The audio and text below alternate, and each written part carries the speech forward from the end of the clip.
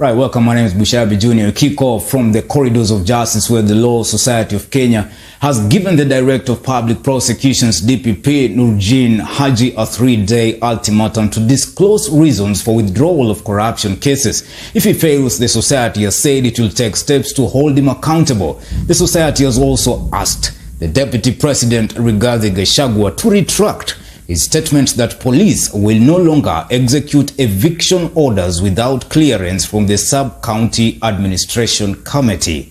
The society said that the statement by Mr. Gachagua is a recipe for chaos as it legitimizes land grabbing and squatting. Millicent Luamba followed that unfolding story and compiled the following report.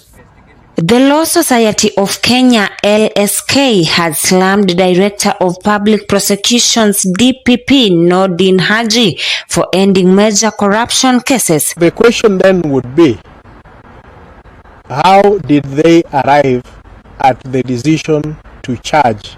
How then tomorrow can we say that he is exercising the functions of his office independently and for the purposes for which the office has been set up? That should be the question. When our police investigate cases and they come and tell us that in that case we did not find sufficient evidence to prosecute, will we believe that they have actually conducted proper and thorough investigations if it turns out that these cases that they were taking to court, they were taking those cases to court for other purposes other than nabbing suspects of corruption?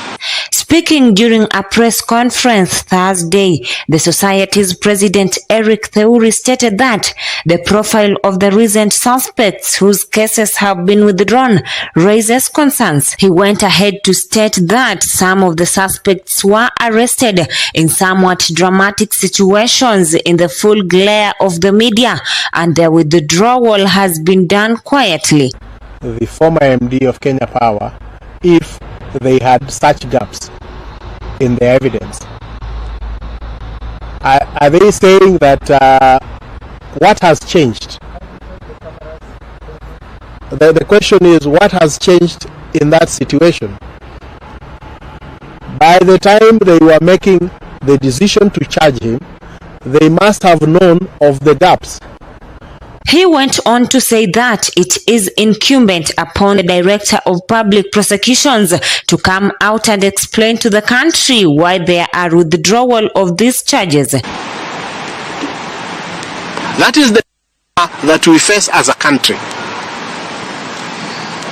And so therefore it is incumbent upon the Director of Public Prosecutions to come out and explain to the country what is the reason that is motivating the withdrawal of these charges.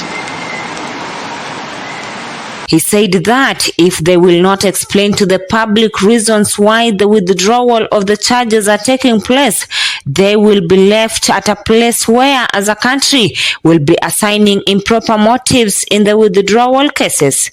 Otherwise, we are left at a place where, as a country, we are assigning improper motives in the withdrawal, and we are left with a very reasonable presumption that the only intention of withdrawal of these cases is to ensure that those who have been nominated for various positions in the public service, the hurdles that are before them in the form of those cases are eliminated. LSK argued that the lack of clarity on the intended office of CAS denies the public of the opportunities to make comments on the possibility of the duplicity of roles between the Principal Secretary and the Chief Administrative Secretary.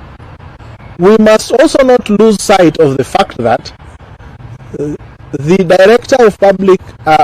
Director of Criminal Investigations has also resigned from office. So we have to ask ourselves, are these two events related? And there must be accountability for a public officer and a state officer in terms of how they use the powers donated to them by the Constitution. Millicent Luamba, Maisha Prime News, Maisha Television.